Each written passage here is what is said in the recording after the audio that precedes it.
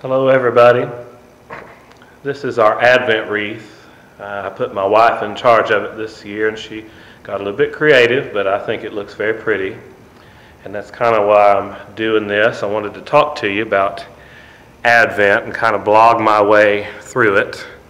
As you can see, I have a face for radio, so I'm going to do my best to do this in the most pleasing way possible, knowing that I'm not very camera friendly. Well, it's Christmas time again, and everybody has completely lost their mind as usual. My wife included and myself, and if you walk over to our house, it looks like Santa Claus done exploded right in the middle of the house. We put a tree in every room, and we needed another. We had to throw out one of our first trees this year because the branch finally broke off of it, and so my wife wanted to get another tree. We went on down to Hobby Lobby.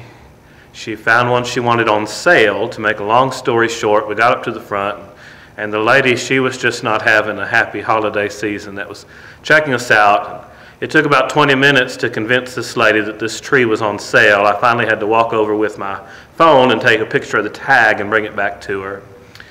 And there was about 20 people in line behind us. When she finally rang up the total, my wife looked at the total and said, "Oh, I don't have that much money, just take the tree off." And I think that lady wanted to hit my wife, and I was about ready to hold her down at that point and let her do that. I don't get really worked up when I go to Walmart or Target or these places and they don't tell me very Merry Christmas. First of all, because I know they're having a hard time, but secondly, it's not Christmas. They don't need to tell me Merry Christmas or Happy Holidays or kiss my foot, because the fact is that it is not Christmas yet. Christmas does not start on December the 1st. Christmas doesn't start on Thanksgiving or the day after Thanksgiving. It doesn't start on Labor Day, despite what the displays in the stores may tell you. Christmas does not start 12 days before Christmas, which would be, I think, today.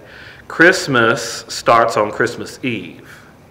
And then it runs for 12 days until Epiphany. Technically, if you want to be technical about it, I did not know this until recent years, but it has really changed the way that I celebrate the season. Right now we are in the season of Advent. This is the 4 Sundays leading up to Christmas, and it is a time of preparation.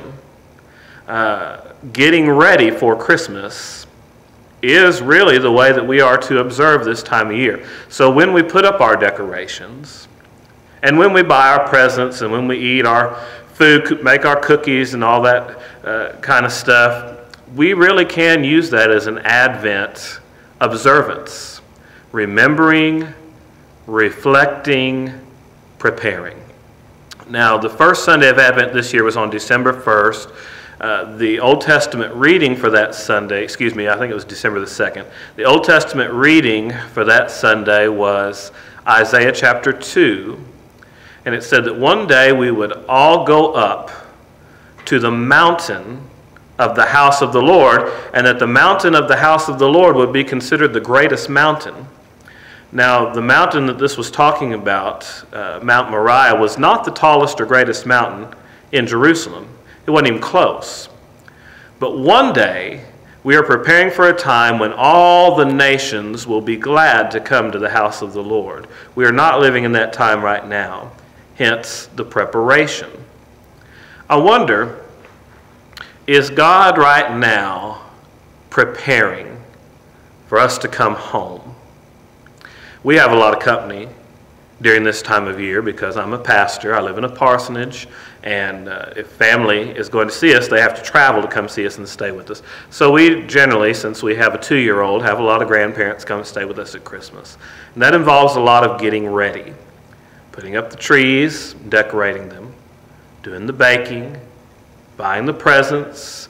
We have one of those Department 56 villages with 537 pieces that we have to put out, and we have to be very careful about that now. It's a lot of stress. It's a lot of work getting ready, preparing for Christmas. Really, that's what prophecy is about. And that's why I preach from the Old Testament prophets during Advent. Prophecy is about getting us ready. It's not just about telling the future. It's about telling our story. And in so telling our story, the good parts and the bad parts, we can prepare for that time when all God's children will come to the top of the mountain.